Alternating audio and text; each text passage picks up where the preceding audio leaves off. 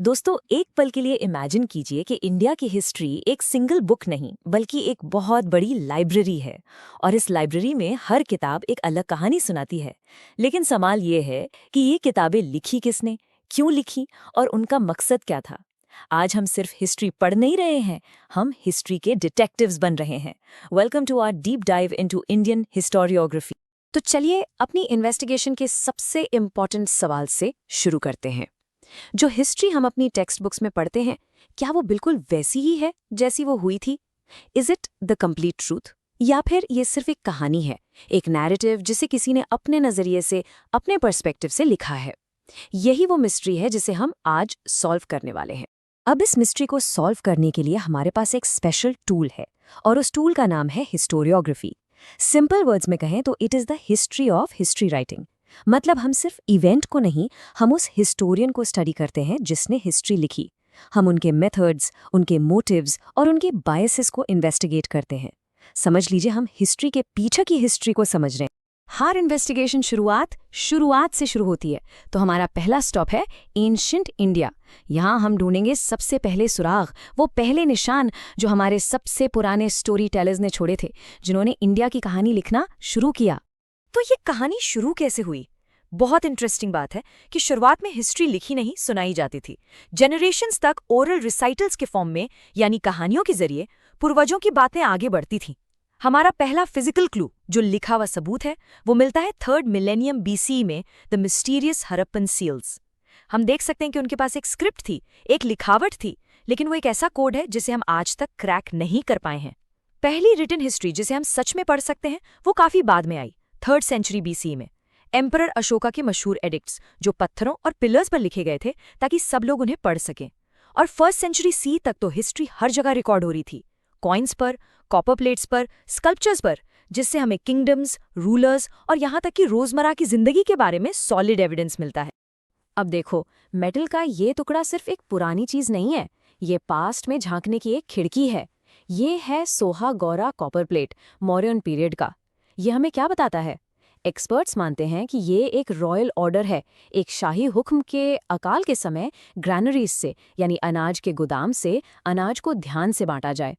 ये एक प्लेट हमें बताती है कि एंशिएंट रूलर्स एडमिनिस्ट्रेशन और लोगों की भलाई के बारे में सोचते थे। देखा, हिस्ट्री सिर्फ राजाओं और जंग के बारे में नहीं है, ये इस बारे में है कि लोग कैसे जीते थे।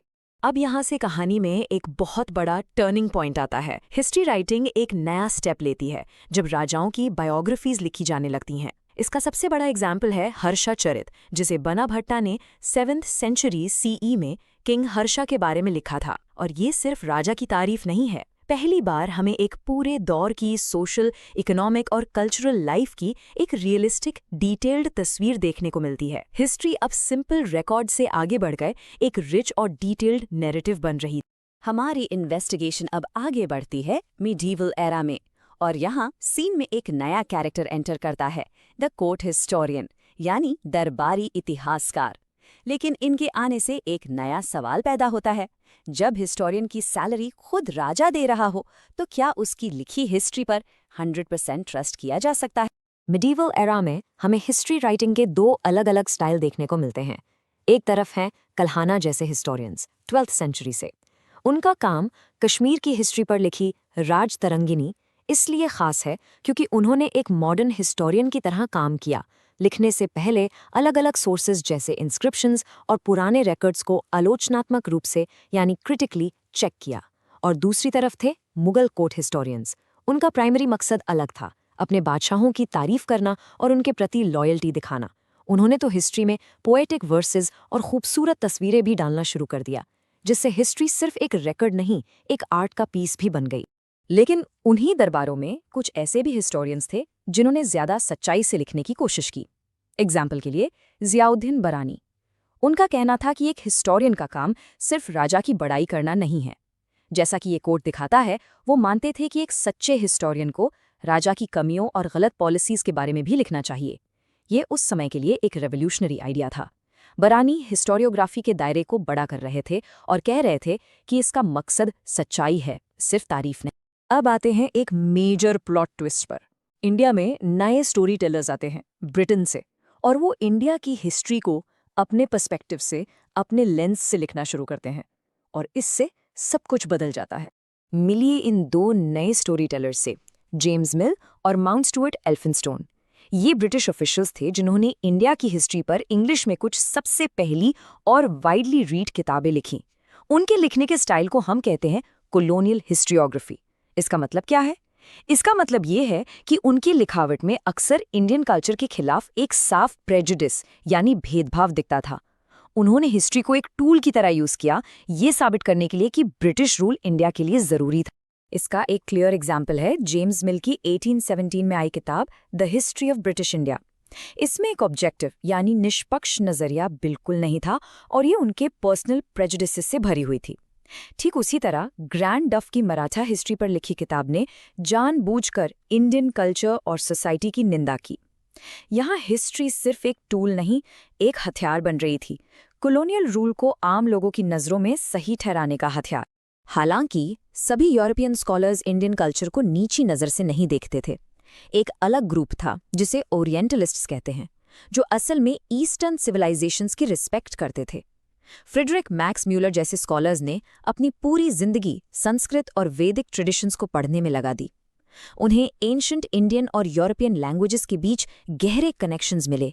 लेकिन यहाँ एक कैच है, भले ही उन्होंने रिस्पेक्ट दिखाई, वो अक्सर एंशंट इंडिया को एक ग्लोरियस स्पिरिचुअल पास्ट की तरह देखते थे जो अब डिक्लाइन हो चुका था, जिससे इनडायरेक्टली यही आइडिया सपोर्ट होता था कि मॉडर्न इंडिया को ब्रिटिश गाइडेंस की जरूरत है। तो उनकी तारीफ के पीछे भी एक कॉलोनियल फ्रेमवर्क था। तो जब ब्रिटिश इंडिया की कहानी अपने तरीके से लिख रहे थे, एक रिएक्शन तो आना ही था।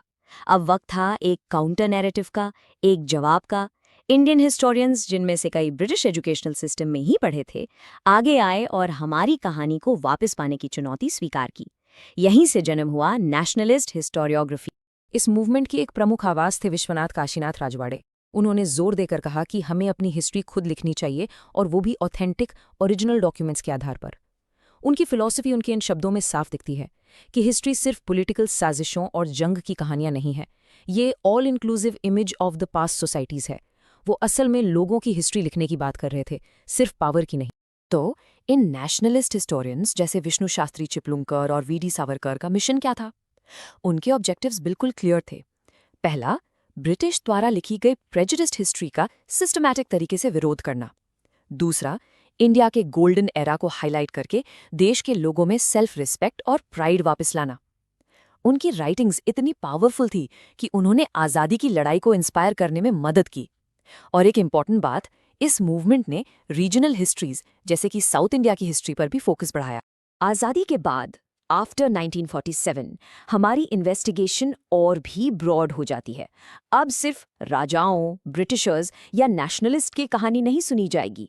अब वक्त था उन आवाज़ों को शामिल करने का जिन्हें सदियों से नज़रअंदाज किया गया था। इंडिपेंडेंस के बाद हिस्ट्री राइटिंग में एक और रेवोल्यूशन आया। फोकस अब राजाओं और नेशनल मूवमेंट से हटकर आम लोगों की जिंदगी पर चला गया। 3 बड़े स्कूल्स ऑफ थॉट उभर कर आए।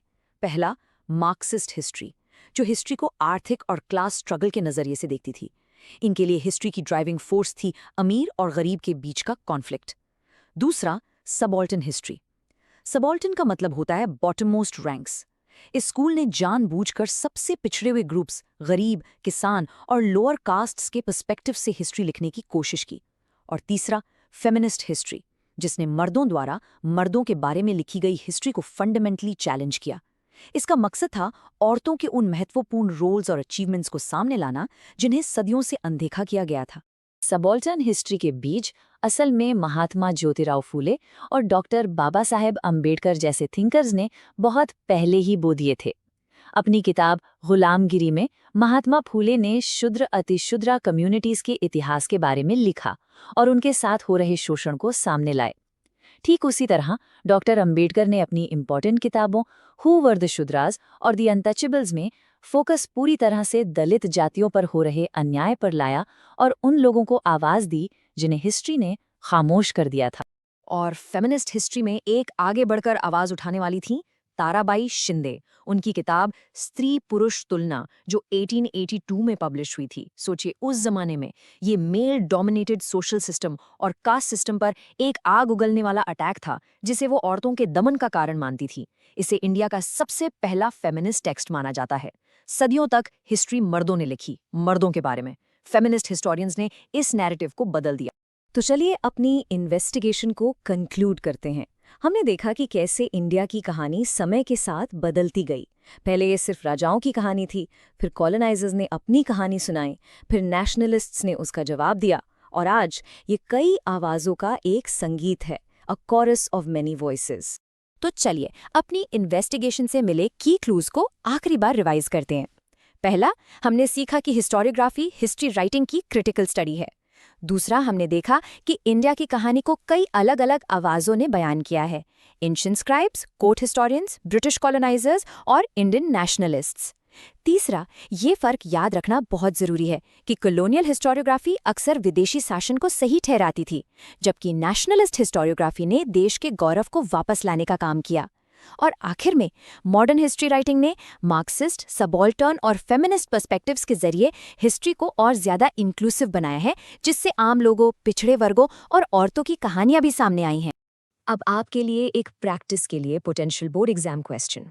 जो कुछ हमने डिस्कस किया उसके बेसिस पर क्या आप कॉलोनियल और नेशनलिस्ट हिस्टोरियोग्राफी के बीच के मेन डिफरेंसेस को समझा सकते हैं?